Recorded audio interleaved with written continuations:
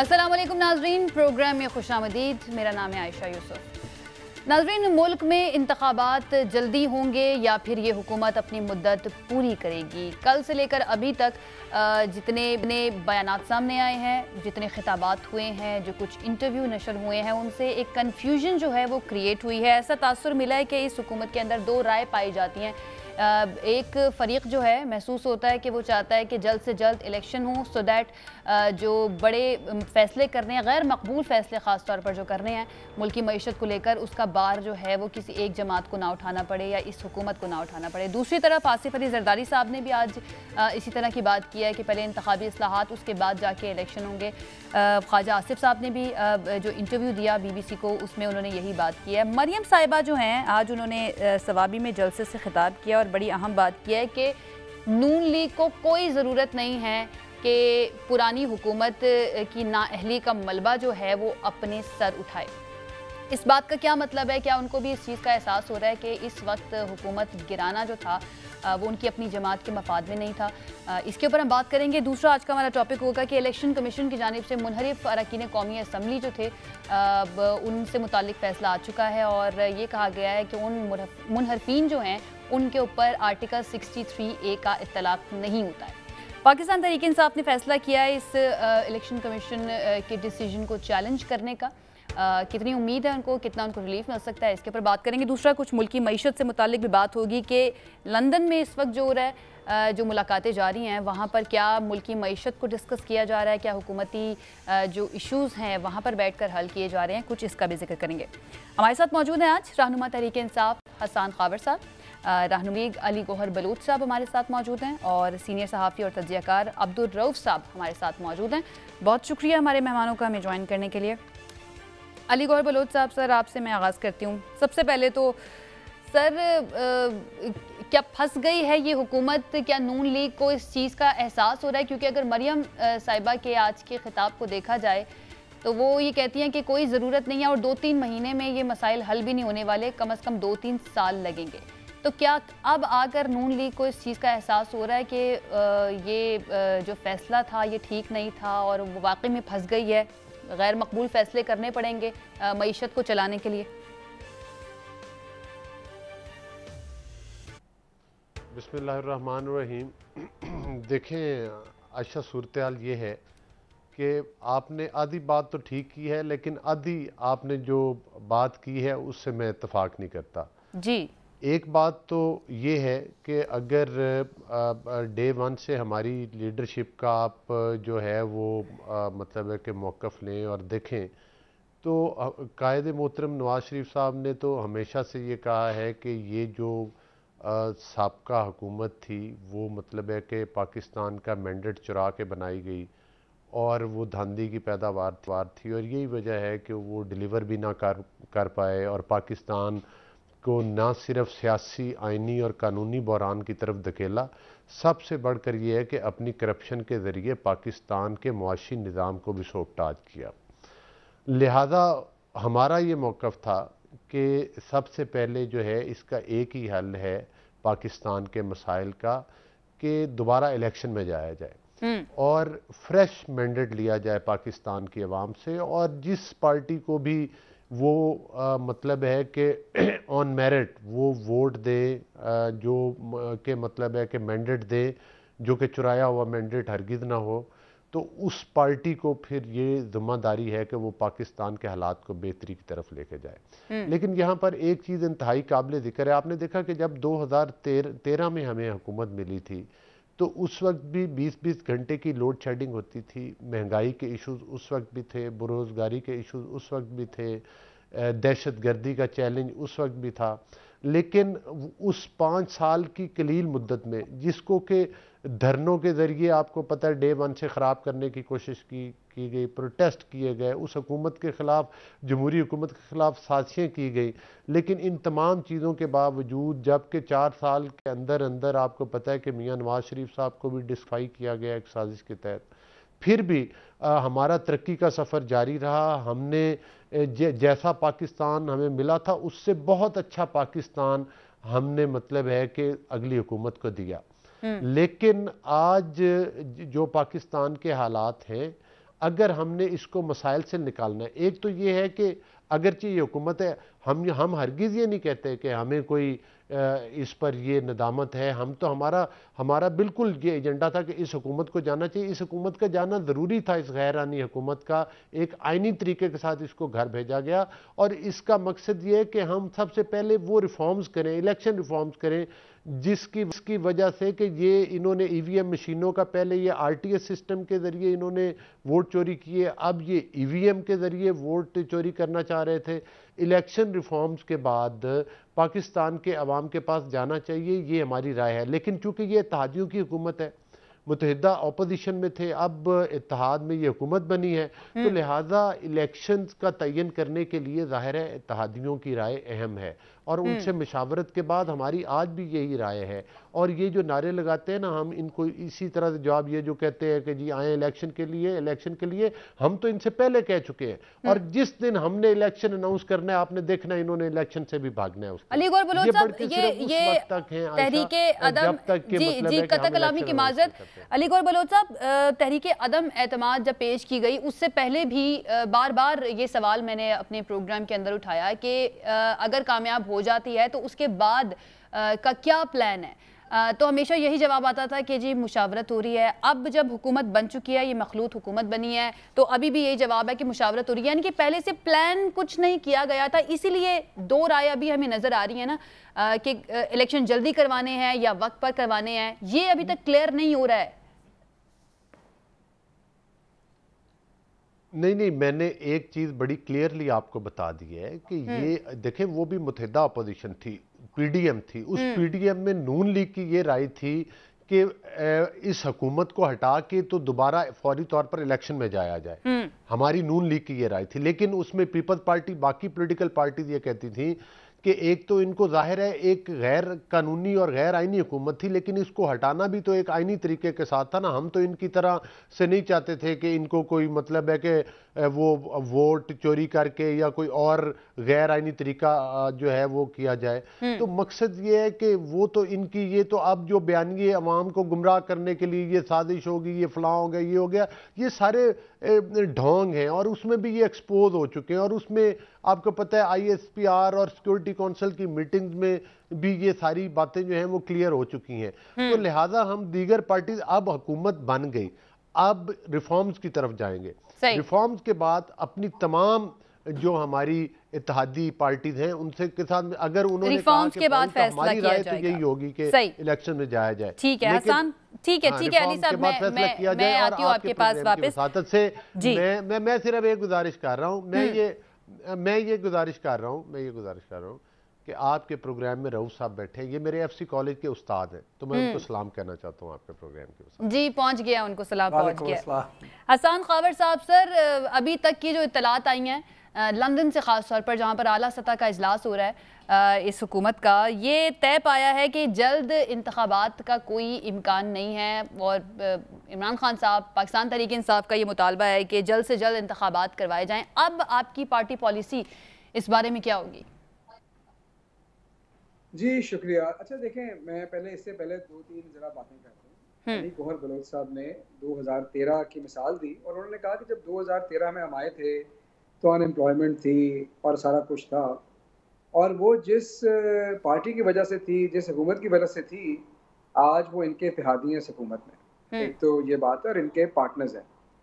दूसरी बात ये है कि ये जब हुकूमत में आए थे तो जानते बूझते आए थे, कोशिश करके आए हैं, अपनी मर्ज़ी से आए हैं, बल्कि जमहूरियत पे नकब लगा के आए हैं। पंजाब के अंदर जो हुआ है वो सब ने देखा है। आज भी हमारे मुनहरिफ अरकान जो हैं उनकी बदौलत इनकी मेजॉरिटी है। अगर वो चले जाएं तो पंजाब में हुकूमत कायम नहीं रह सकती।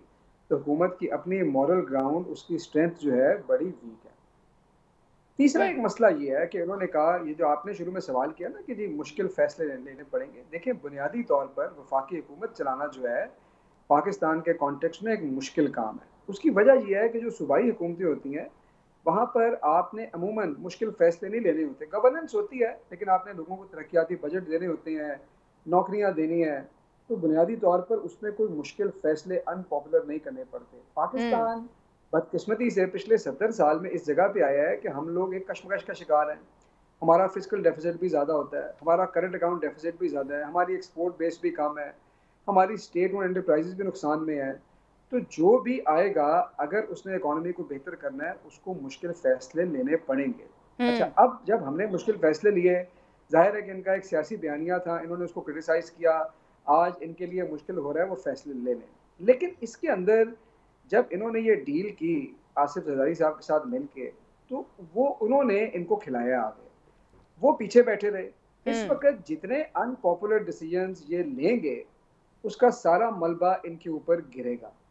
आसिफ ज़रदारी साहब से जो कमिटमेंट है वो भी है, उन्होंने आज इंडिया दिया कि जी हमारे 2 काम हैं। अच्छा, वो दोनों भी हाईली अनपॉपुलर और अनडेमोक्रेटिक चीज़ें हैं कि जी एक हमने नैब रिफॉर्म्स करने हैं।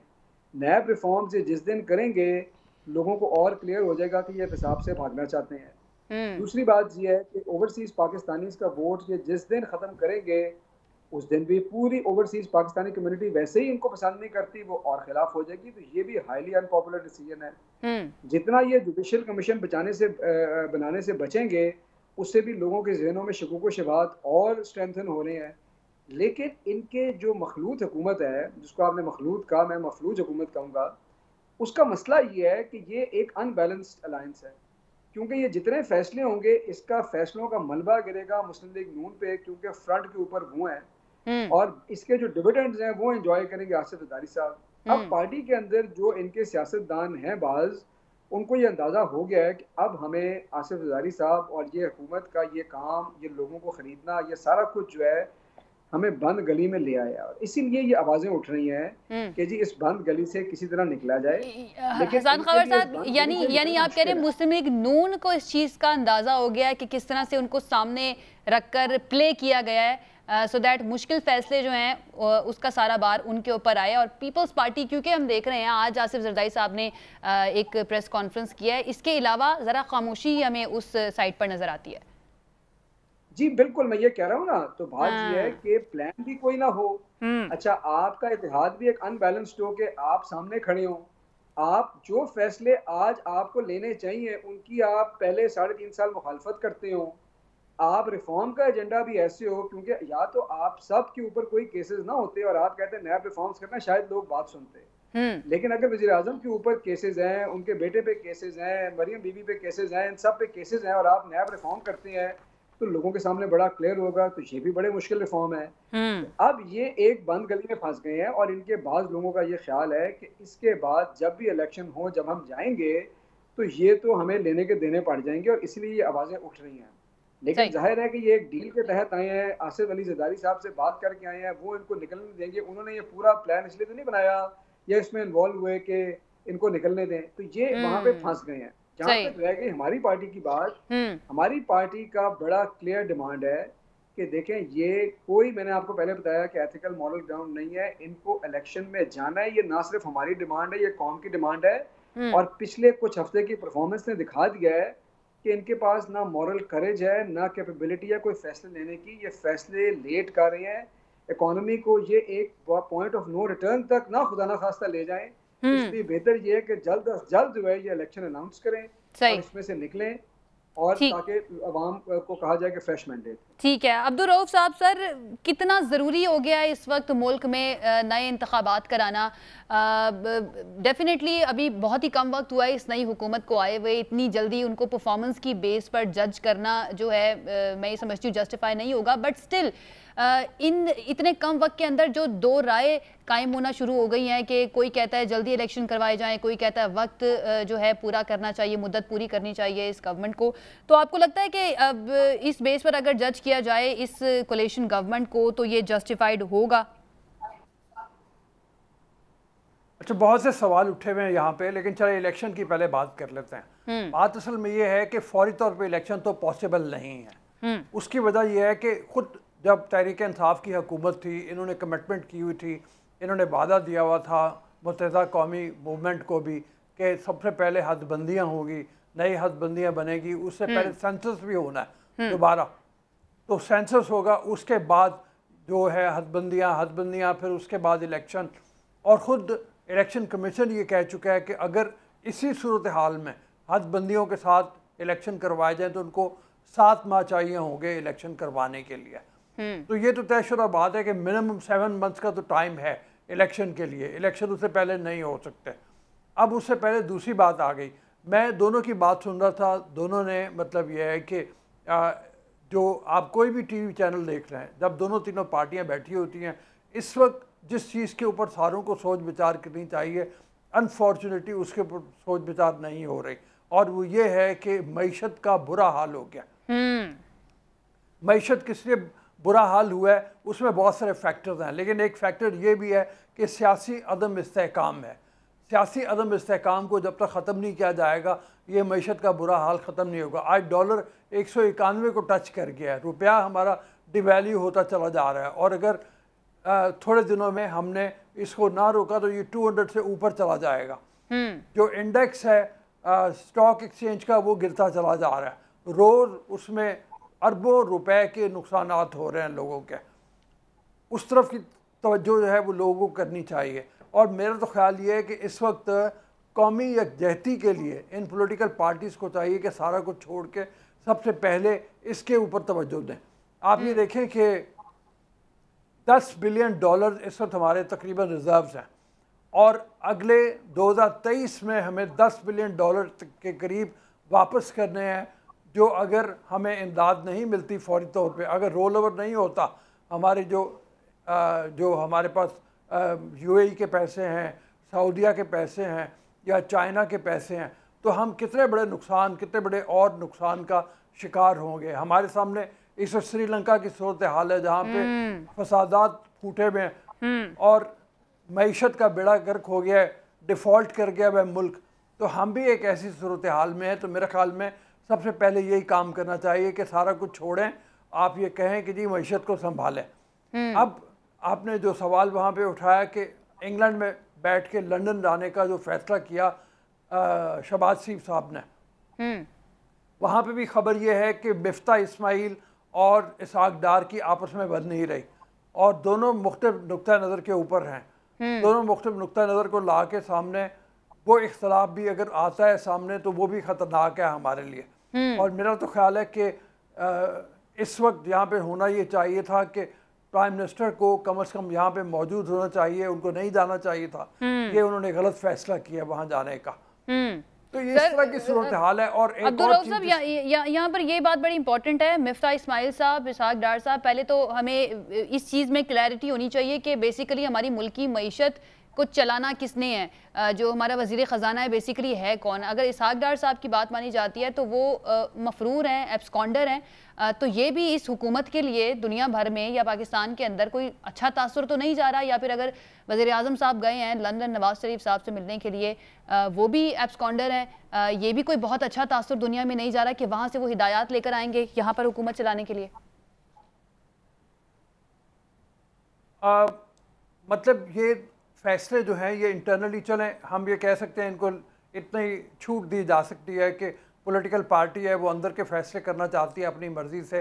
लेकिन मेरा मतलब है कि इस मौके के ऊपर जब क्राइसिस इतना शदीद है, तो ऐसी हिदायत को ऊपर से पुश रख के यहाँ पे होना चाहिए था। मैं एक और चीज़ की बात करना चाह रहा था, और वो ये है कि प्राइम मिनिस्टर को फौरी तौर पे उसकी तरफ भी तवज्जो देनी चाहिए कि सिंध का किसान इस वक्त, चोलिस्तान का किसान इस वक्त मारा फिर रहा है पानी की तलाश में। पानी ख़त्म हो गया और कोई उस तरफ तवज्जो देने को तैयार नहीं है। इस वक्त चोलिस्तान में या सिंध के दादू के इलाकों में, जैकबाबाद में, जो पुराना जैकबाबाद था, और मतलब मुख्तलिफ इलाके, उसके मुनहलिक इलाके जो हैं, वहाँ पे बिल्कुल कहत की सी सूरत हाल है। तो पॉलिटिकल पार्टीज़ को जो असल मसाइल हैं उनकी तरफ आना चाहिए कि गरीब आदमी के मसले को हल करें। अब महंगाई की तरफ आए, महंगाई को देखें, महंगाई कहाँ पे पहुँची हुई है। तो महंगाई का एक आर्जी सा हल तो इन्होंने ये दे दिया कि जी आटे की कीमत थोड़ी सी नून लीग ने या जो मखलूत हुकूमत है उसने कम कर दी। लेकिन मसला ये है कि जो सर पे पहाड़ की तरह खड़े हुए हैं सब्सिडीज, जब ये डॉलर इस तरह से जाएगा तो आपको जो पेट्रोल के ऊपर कीमत बढ़ानी पड़ेगी या बिजली के जो नर्ख बढ़ाने पड़ेंगे, वो सामने हमें नज़र आ रहे हैं। तो इन तरफ इन चीज़ों की तरफ तवज्जो होनी चाहिए, बजाय इसके कि आपस में लड़ाई झगड़े में सारा टाइम ज़ाया करता। इस तरफ बिल्कुल तवज्जो होनी चाहिए। अली गौहर बलोच साहब, सर मुझे ब्रेक लेनी है, लेकिन उससे पहले मैं चाहूँगी कि मैं आपका कमेंट इस बात पे ले लूँ, और यकीनन आप तक भी ये तहफ़्फ़ुज़ात मुख्तलिफ हलकों की जानिब से पहुँचे होंगे कि मुल्क इस वक्त मुश्किल में है, मईशत की इस वक्त क्या सूरत हाल है, वो भी डेफिनेटली आप हुकूमत में हैं, आपको ज़्यादा बेहतर पता होगा। ऐसे वक्त में वज़ीर आज़म को मुल्क के अंदर होना चाहिए था, लेकिन इस वक्त वो इंग्लैंड में मौजूद है अपनी ख़ास जो काबीना के वफाकी वज़रा हैं उनके साथ। इतनी क्या अर्जेंसी थी कि वज़ीर आज़म साहब को इंग्लैंड जाना पड़ा, लंदन जाना पड़ा नवाज़ शरीफ साहब से मुलाकात करने के लिए, जबकि उनकी यहाँ पर ज़्यादा ज़रूरत है, पाकिस्तान में ज़्यादा ज़रूरत है? देखिए आयशा, बड़ी सिंपल बात है, ये तो कोई मतलब है कि ऐसी बात नहीं है। जितने भी जो भी प्राइम मिनिस्टर होते हैं वो ज़रूरत के मुताबिक बाहर के विज़िट करते हैं, और वो कोई ये थोड़ा ही है कि महीने के लिए चले गए हैं, वो तो शायद एक आध दिन के लिए गए हैं। और ज़ाहिर है ये सिस्टम नहीं है, वो हर वक्त पूरे सिस्टम के साथ वो अपने राब्ते में होते हैं, तो ये तो कोई ख़ास बात नहीं है। बल्कि उनके विज़िट ड्यू हैं, अभी उन्होंने चाइना जाना है और काफ़ी कंट्रीज़ के उनके दौरे जो हैं वो हैं। और जो भी जहाँ से भी पाकिस्तान की बेहतरी की बात होगी, जहाँ से पाकिस्तान के लिए जो भी मतलब मुफीद होंगे, लेकिन बिल्कुल सर अली गौहर बलोच साहब, इसमें कोई मजायका नहीं है, जो हुक्मरान होते हैं वो दौरे करते हैं, लेकिन इस वक्त ये सूरत हाल मुख्तलिफ इसलिए है कि तासुर ऐसा बन गया कि एक वज़ीर आज़म तो पाकिस्तान में है, लेकिन एक दूसरे वज़ीर आज़म जो हैं वो लंदन में बैठे हुए हैं। एक वज़ीर ख़जाना पाकिस्तान में है और एक दूसरे वज़ीर ख़जाना जो है वो लंदन में बैठे हुए हैं। ये अनसर्टेनिटी जो है, ये सियासी अदम इस्तेहकाम की वजह आप इसको नहीं समझते? ये दो राय या जो कन्फ्यूजन है, आप इसको वजह नहीं समझते? यहाँ पर क्लैरिटी होनी चाहिए कि हु इज़ टेकिंग डिसीजंस। देखें, बात ये है आयशा के ये देखें ना, ये वही लोग प्रोपोगंडा करते हैं जो बातें आप कर रही हैं, कि जो कहते थे कि शीन अलग हो जाएगी नून से और फलां अलग हो जाएगी, तो सब ने देख लिया। ये बातें तो हम पिछले 30 सालों से सुन रहे हैं। इसमें तो कोई दूसरी राय नहीं है कि हमारे जो कायद हैं वो मियां मोहम्मद नवाज शरीफ साहब हैं, और ये वही मतलब है कि मर्द मुजाहिद हैं जिन्होंने 2013 से लेकर 2018 कोई माई का लाल या कोई ऐसी पॉलिटिकल पार्टी है जो मियां नवाज शरीफ साहब जैसी कारकर्दगी दिखा सके। आपको मैंने बताया है ना कि 2013 में जिस तरह की मईशत मिली और जिस तरह की मईशत हमने इनको दी, जब हमारी गवर्नमेंट जिसके खिलाफ के पूरे 5 साल साजिशें ही होती रहीं, और चाइना के सदर, ये देखे ना, अभी साम खावर साहब बात कर रहे थे, इनको पता नहीं है इमरान अहमद न्याजी के क्या क्या करतूत है कि मतलब है चाइना के सदर का विजिट 1 साल डिले हो गया, और आपको पता है कि इन्होंने जो है वो मतलब है बिजली के बिल जलाए और कंटेनर पर खड़े होकर क्या क्या तमाशे किए, किस तरह से सुप्रीम कोर्ट के इर्द गिर्द कब्रें खोदी गई, किस तरह से कौमी असम्बली की जंगले तोड़े गए, किस तरह से पीटीवी के ऊपर हमला किया गया। मतलब है कि ये पाकिस्तान इन चीज़ों का मुतम्मिल हो, और इसके बावजूद 40 रुपए किलो हमारे टाइम में चीनी थी, घी सस्ता था, आटा सस्ता था। जो बिजली जिस वक्त इनकी हुकूमत गई है 25 रुपए पर यूनिट जिम्मेदार को मिल रहा है, और हमने बिजली 5 रुपए पर यूनिट जो है वो पूरे 5 साल जिम्मेदार को दी। हमने पाकिस्तान की रोशनियां बहाल की, हमने ऑलमोस्ट 95% जो है वो दहशत गर्दी का खात्मा किया। इसको कहते हैं किसी हुकूमत का डिलीवर करना। अब ये बताएं कि ये जो कुछ, जो इवन जिस स्टेज पर ये तो कहते थे ना कि हम, हमारे पास जादू की छड़ी है और ये तो कारी कुछ नहीं रहे, ये हमारी सारी कारकर्दगी को कहते थे कि कुछ नहीं कर रहे। तो जब हम भी तो क्यों करते थे कि आएंगे तो हमसे भी बेहतर शायद परफॉर्म कर जाए, लेकिन सूरत हाल ये निकली कि ये तो आते साथ करप्शन में जुड़ गए। इन्होंने कोरोना के फंड खा लिए, इन्होंने चीनी और आटे पर डाके डाले, इन्होंने अद्वियात के इनके स्कैंडल सामने आए, रिंग रोड के स्कैंडल सामने आए, बीआरटी पिशावर का स्कैंडल सामने आया, फॉरेन फंडिंग केस इनके सामने आए। लेकिन चूंकि नैब न्याजी गठजोड़ था, लिहाजा इनकी तरफ तो कोई उंगली ना उठ सकी, ना किसी ने इनके 90 दिन के रिमांड लिए, ना इनके अकाउंट्स मुंजमद किए गए। ना इनको जेलों में बंद किया गया। जब ख्वाजा साद रफीक साहब की बेल हुई थी तो उसमें सुप्रीम कोर्ट ऑफ पाकिस्तान ने जजमेंट में क्या कहा था कि नैब एक ऐसा इदारा है जिसको ताकत के टूल के तौर पर इस्तेमाल किया जाता है, पार्टियां तोड़ने और बनाने के लिए इस्तेमाल किया जाता है। असल बगावत तो ये थी, असल साजिश तो ये थी कि पाकिस्तान की जमहूरी हुकूमतों को इन हरबों के जरिए कमजोर किया गया, पाकिस्तान की मईशत को तबाह किया गया।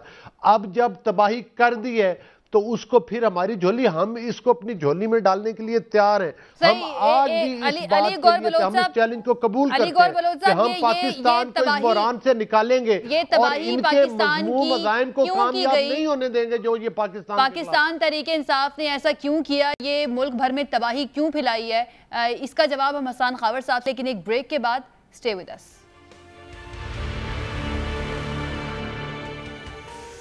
जी नाज़रीन, ब्रेक के बाद खुशामदीद। हसन खावर साहब, सर अली गौहर बलोच साहब की आप गुफ्तगू सुन रहे थे ब्रेक पर जाने से पहले। वो कह रहे थे कि ये पाकिस्तान तहरीक इंसाफ वाले तो कहते थे कि हमारे पास जादू की छड़ी है, हम मुल्क को कहाँ से कहाँ पहुँचा देंगे, हमारे पास टीम्स बनी हुई हैं, हमने मुल्क को ठीक करना है। लेकिन आप लोगों ने इनके बकौल मुल्क का बेड़ा गर्क कर दिया, जिसका खमियाजा जो है अब आवाम को भुगतना पड़ रहा है। देखिए, पहली बात तो ये है कि मैं ज़रा याद कराना चाहूँ कि अब ये लोग और ये मैं जो बात कर रहे हैं इसका जवाब आप 5 घंटे का भी आपको जवाब दे सकते हैं और डिस्कशन हो सकती है, लेकिन इस वक्त मसला ये नहीं। मसला ये है, पहली बात ये है कि हम ये नहीं कह रहे कि आप 1 महीने में मुल्क की इकॉनमी ठीक कर दें अगर आप समझते हैं कि आप कुछ कर सकते हैं। हम तो सिर्फ ये कह रहे हैं कि जो फैसले आपने लिए हैं पिछले 1 महीने में और जो नहीं लिए उनकी जिम्मेदारी आप खुद कबूल करें, तो जो आपकी लैक ऑफ परफॉर्मेंस है। पहली बात ये है। दूसरी बात यह है कि जो आपने असल सवाल किया था उस तरफ जाहिर है कि वो अली गौहर बलोच साहब उसका जवाब नहीं देना चाहते, लेकिन बात यह है कि ये बात बिल्कुल मैं उनकी मानता हूँ, कोई इलीगल नहीं है कि अगर शहबाज शरीफ या उनकी काबीना के मेंबर लंदन चले गए, लेकिन इसके अंदर मॉरल ग्राउंड की बात है, इसके अंदर एथिक्स की बात है, इसके अंदर ऑप्टिक्स की बात है। और ऑप्टिक्स ये है कि पिछले 15 दिन के अंदर 2 निजी दौरे। अच्छा, दूसरी बात ये है कि ये कह रहे हैं कि वो वहाँ से अपने हुकूमत के तमाम चीज़ों पर नज़र रखते हैं, अगर ये मीटिंग जूम पे नहीं कर सके तो हुकूमत वो जूम पे चलाएंगे। तीसरी बात ये है कि इकोनॉमी के हवाले से जो आपने बात की, ये बात बड़ी क्लियर है। इसहाक डार ने जो इंटरव्यू दिया एक चैनल को, उसके अंदर उन्होंने जो लाइन ली वो बिल्कुल मुखालिफ थी उस लाइन की जो मिफ्ता इस्माइल ले रहे थे। मिफ्ता इस्माइल की क्रेडिबिलिटी अपनी पार्टी के अंदर, हुकूमत के अंदर कम हुई कि क्या इनको पार्टी की सपोर्ट हासिल है कि नहीं। और सबसे जो अहम मिनिस्ट्री है मईशत की, उस पर सवाल ये उठ रही है कि उसको आखिर चला कौन रहा है। क्योंकि एक तरफ आपके वजीर ख़जाना एक बात कर रहे हैं, साबिक वजीर ख़जाना लंदन बैठे दूसरी बात कर रहे हैं, आपके वजीर ख़जाना जो कह रहे हैं कि हमें करना चाहिए, जो उनकी अपनी स्टेटेड पॉलिसी है, वो फैसले वो ले नहीं पा रहे और उनको साबिक वजीर ख़जाना समन कर रहे हैं लंदन में, वो तमाम अपना छोड़ के काम तो उधर पहुँच गए हैं, IMF से कोई और वादे करके आए, इधर फैसले लिए नहीं। अब वहाँ पर क्या होगा, तो ये सूरत हाल जो है ये इसका खमियाजा मुल्क को भुगतना पड़ रहा है और लोगों को ये बात बड़ी वाज़ेह हो रही है कि इस वक्त मुल्क की जो डोरियां हैं वो कहीं और से खींच रही हैं और वो पूरी उनकी कोशिश है कि हम लंदन से इसको चलाएं। और ये बिल्कुल बड़ा जायज़ सवाल है कि आखिर कौन डिसीजन मेकर है और आपकी स्टेटेड पॉलिसी है क्या। मसलन फ्यूल सब्सिडीज़ के ऊपर एक बहस छिड़ी हुई है। हमने इनिशियली सब्सिडीज़ पास ऑन की, लोगों को मुश्किल पड़ी, हम लोगों ने एक मुश्किल फैसला किया कि पेट्रोल और डीजल की प्राइस रोकी जाए, ना पास ऑन करें। अगर आप समझते हैं हमारा फैसला ठीक था तो ऑन करें, अगर आप समझते हैं कि हमारा फैसला गलत था तो आप फैसला लें। एक सांस में आप कहते हैं जी फ्यूल सब्सिडीज वापस करनी है, दूसरी सांस के अंदर आप फैसला नहीं लेते।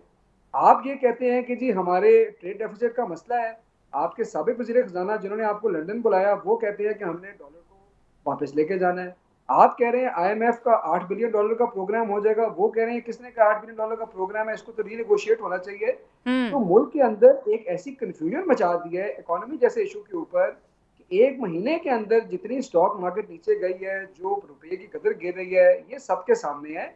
और ये अगर ऐसे इन्होंने 1-2 हफ्ते भी और गुजार दिए तो खुदा ना खास्ता मुल्क को नाकाबिले तलाफी नुकसान हो सकता है।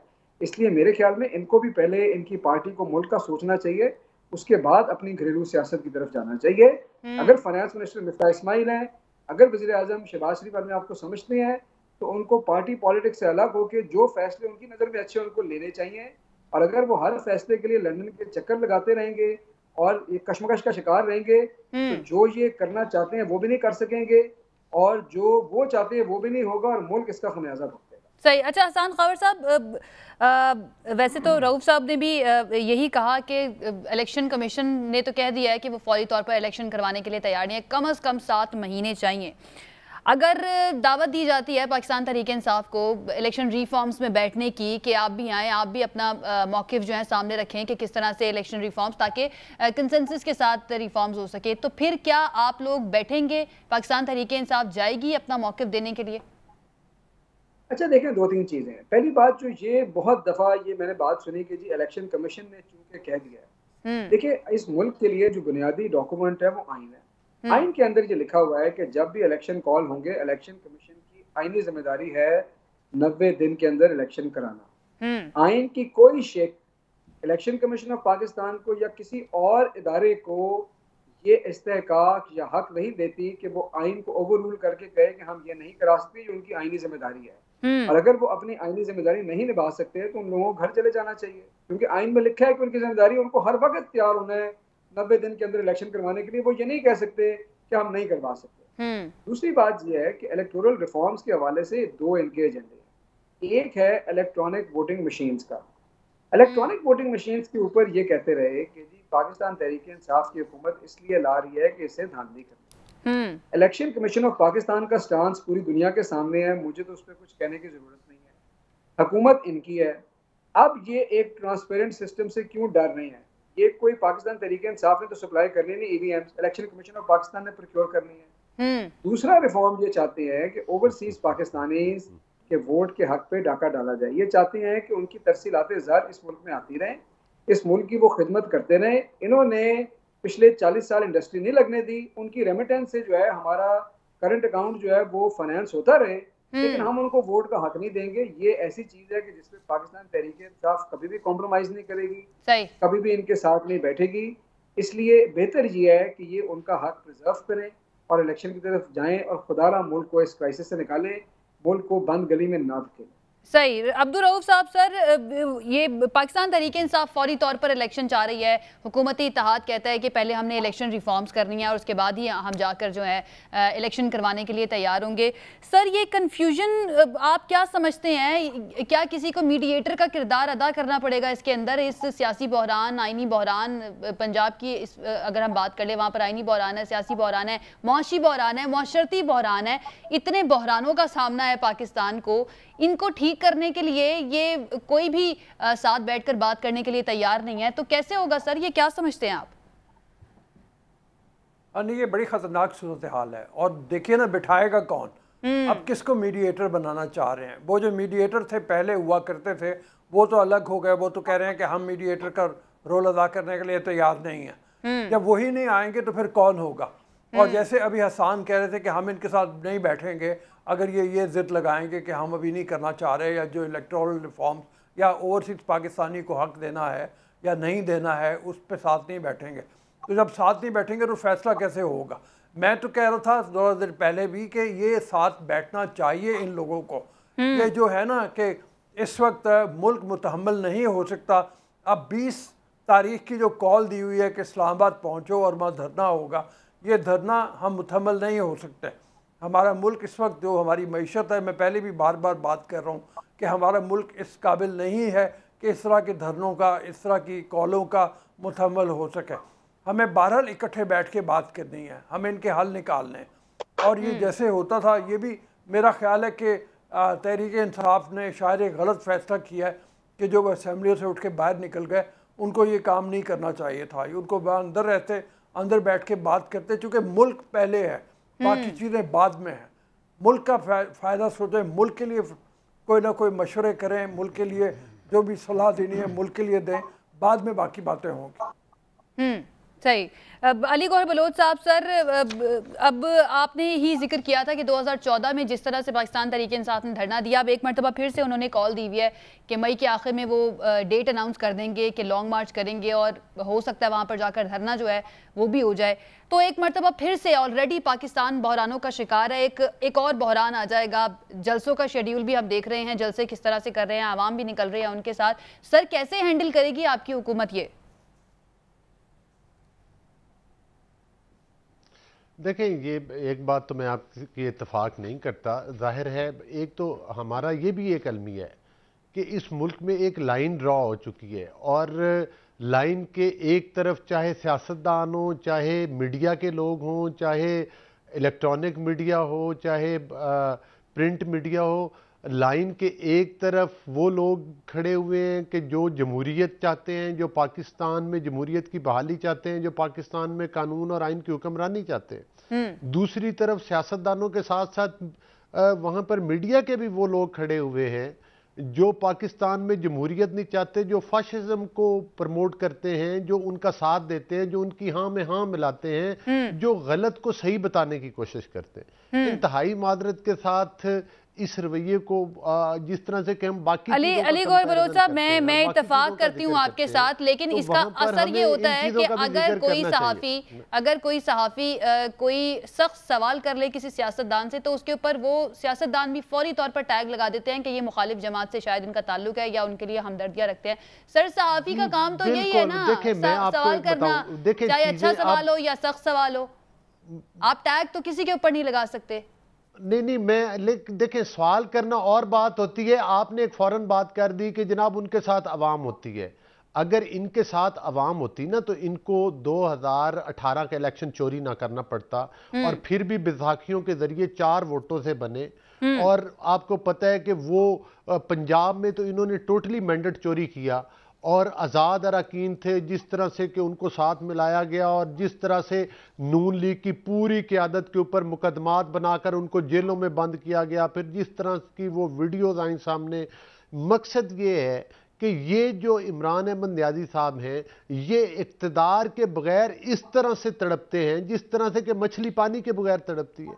ये तो इक़्तिदार का परिंदा है। और दूसरी बात यह कि इनसे पाकिस्तान में इससे बड़ी साजिश और क्या हो सकती है कि इमरान अहमद न्याजी जैसे बंदे को पाकिस्तान के 22 करोड़ अवाम के ऊपर जो है वो मुसल्लत कर दिया गया, जिसके ज़रिए पाकिस्तान की मईशत तबाह की गई, जिसके ज़रिए पाकिस्तान में आपको पता है कि तारीख के सबसे बड़े कर्जे लिए गए, जिसके होते हुए नून लीग के वक्त में 105 रुपये और 100 रुपये और कुछ टाइम 100 रुपये से भी नीचे डॉलर रहा। और आज देख लें कि 186 और 185 तकरीबन उधर ये छोड़ कर गए। तो बात करने का मकसद ये है कि जो इन्होंने तबाही उतारी, अब अवाम इनका वोट के जरिए एहतसाब करेगी।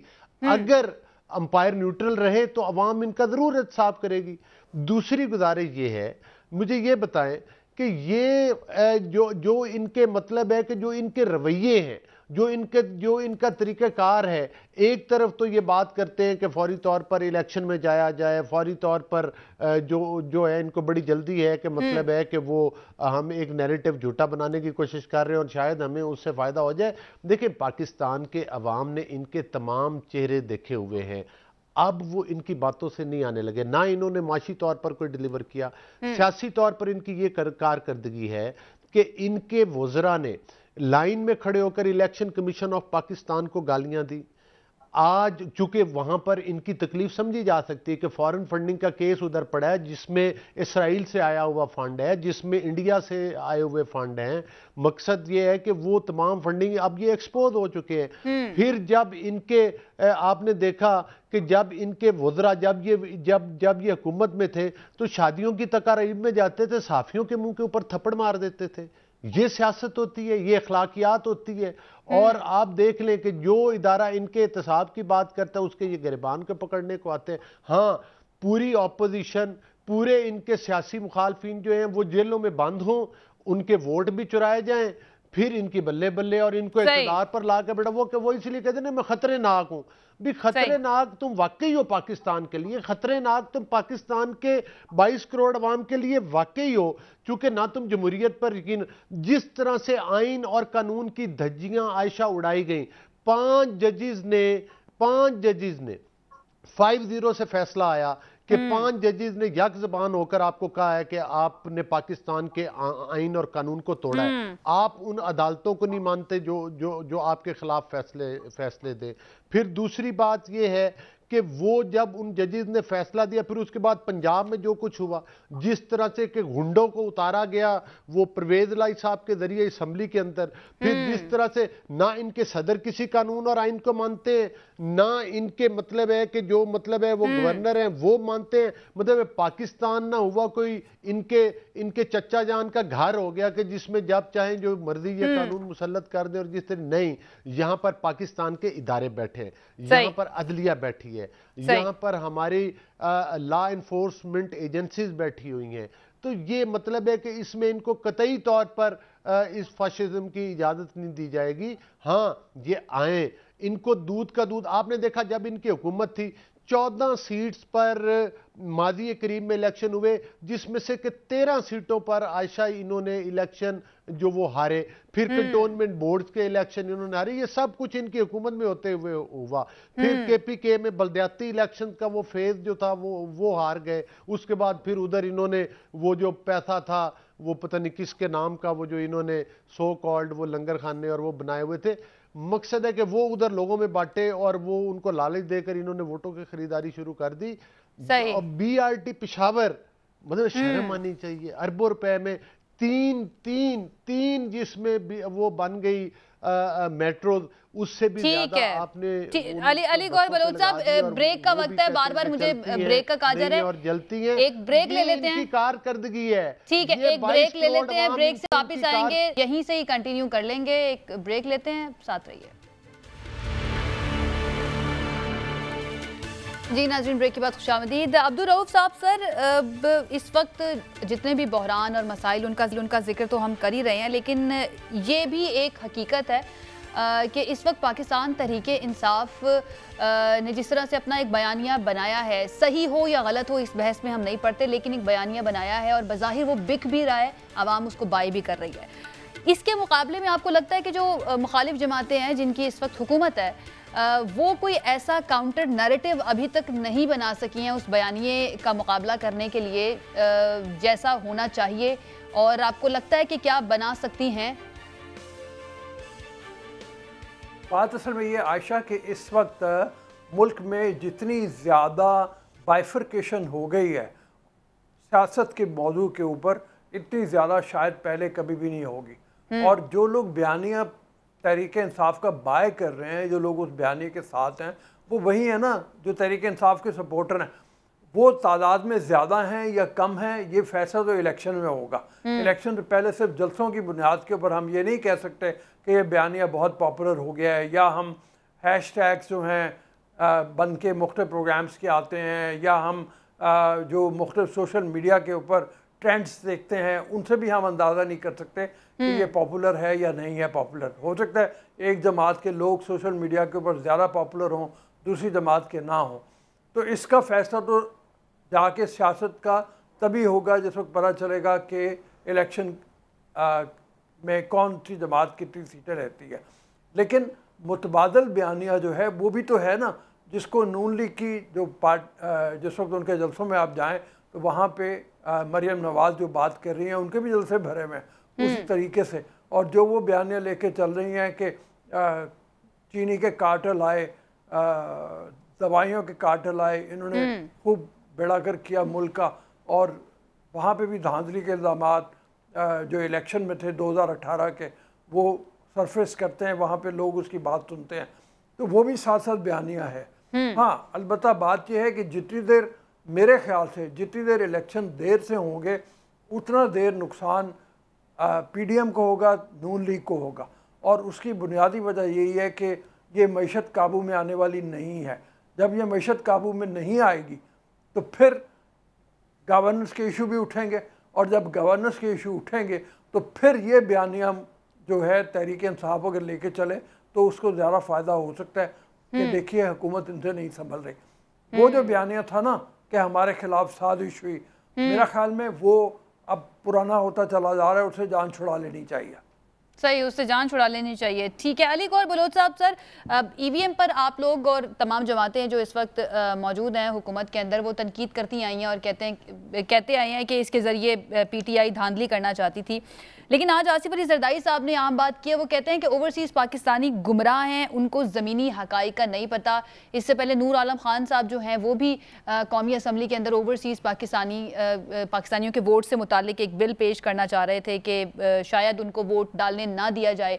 सर, ओवरसीज़ पाकिस्तानियों को लेकर, उनके वोट को लेकर मुस्लिम लीग नून का क्या मौक़िफ़ है? क्या आप लोग भी नहीं चाहते कि उनको वोट का हक़ मिले ओवरसीज़ पाकिस्तानियों को? नहीं, मुस्लिम लीग नून ने तो आयशा बिल्कुल अपनी तजावीज़ जो थी जब मतलब है कि इनकी सिलेक्टेड गवर्नमेंट थी तो उस वक्त भी दी थी, उस वक्त भी हमने बात की। नून लीग बिल्कुल जाहिर है जो लोग मतलब है कि वो ओवरसीज़ पाकिस्तानी है, वो पाकिस्तान का सरमाया है, वो इसमें तो दूसरी कोई राय ही नहीं है। लेकिन जाहिर है ये एक इलेक्टोरल कॉलेज है, एक प्रोसेस है।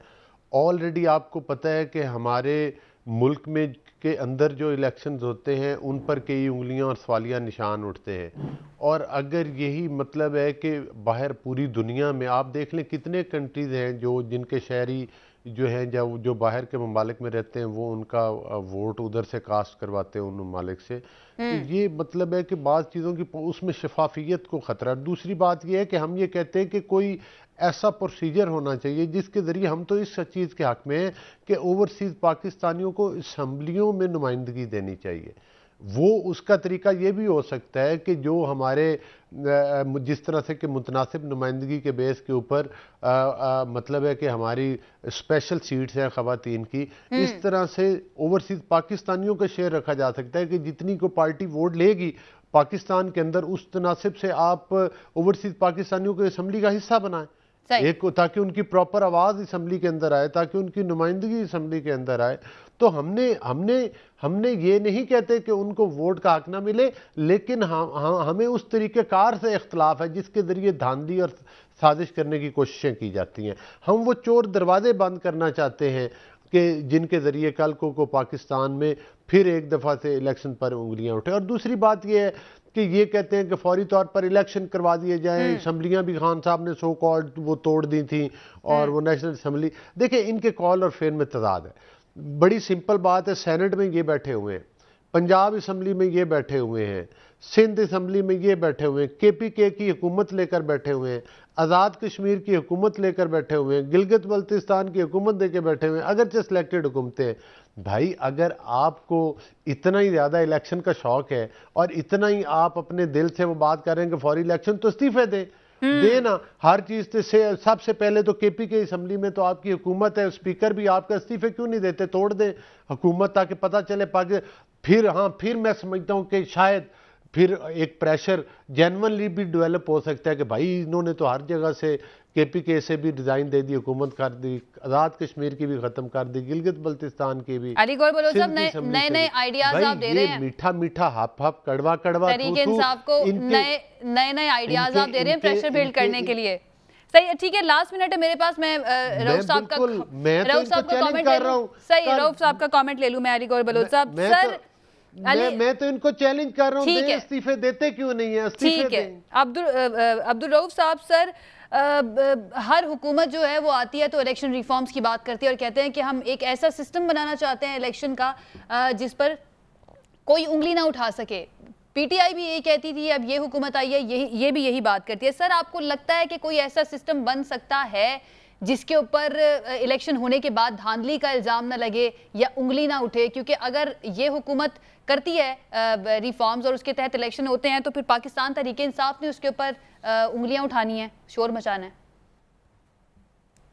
बिल्कुल, वो तो होगा ही होगा। मेरा नहीं ख्याल ऐसा कुछ सिस्टम बन सकता है जब तक कि ये तमाम पॉलिटिकल पार्टीज इकट्ठी बैठ के फैसला न करें, और वो होना नहीं है। आपने सुन ली थी हसान की बात कि हम इनके साथ बैठने को तैयार नहीं है।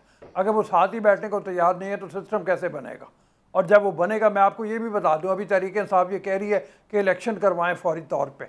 जो अनबायस्ड किस्म की ओपिनियन है जर्नलिस्ट की भी, और जो इलेक्शन को मॉनिटर करने वाले इदारे हैं, वो तो यही कहते हैं कि तहरीक इंसाफ इलेक्शन में जीत नहीं पाएगी। जब नहीं जीत पाएगी तो फिर वो धांधली का शोर मचाएगी, फिर वो यही कहेगी हमारे साथ धांधलू हो गया, धांधलू हो गया।